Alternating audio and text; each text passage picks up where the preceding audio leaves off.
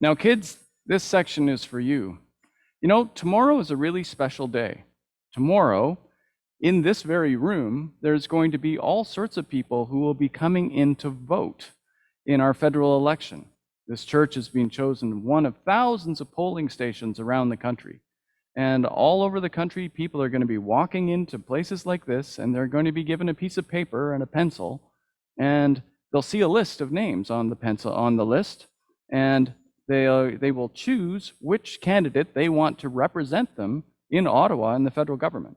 So they'll put a little check or fill in a little box, then they'll fold up the piece of paper and they'll put it into a box like this one.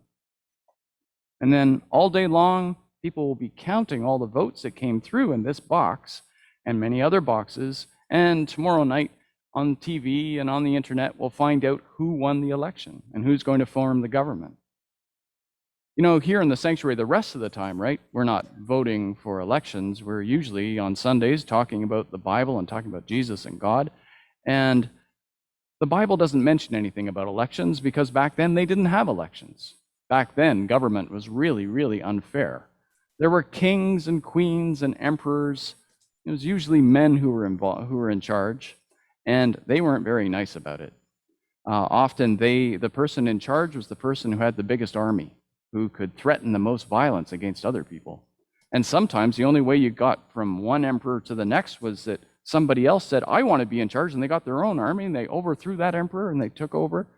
That's the way it was when Jesus was around. But Jesus came with a different message.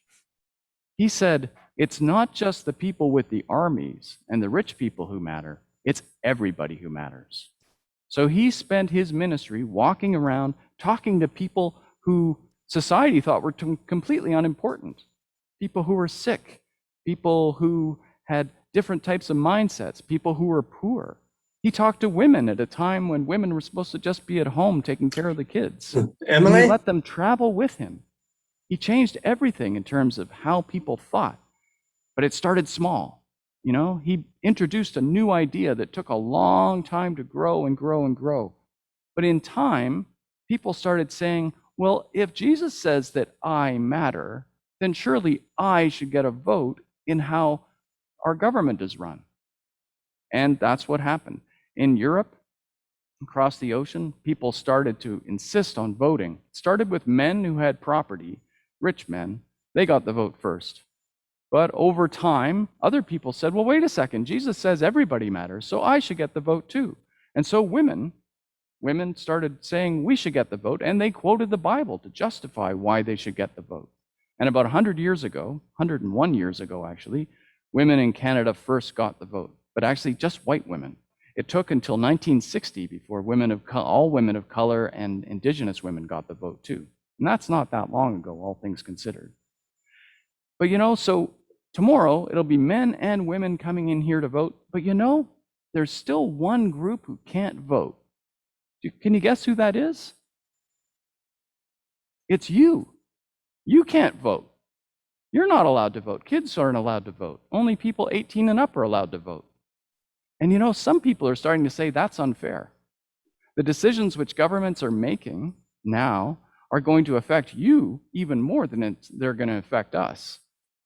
What we do about the climate is going to last for the next century at least.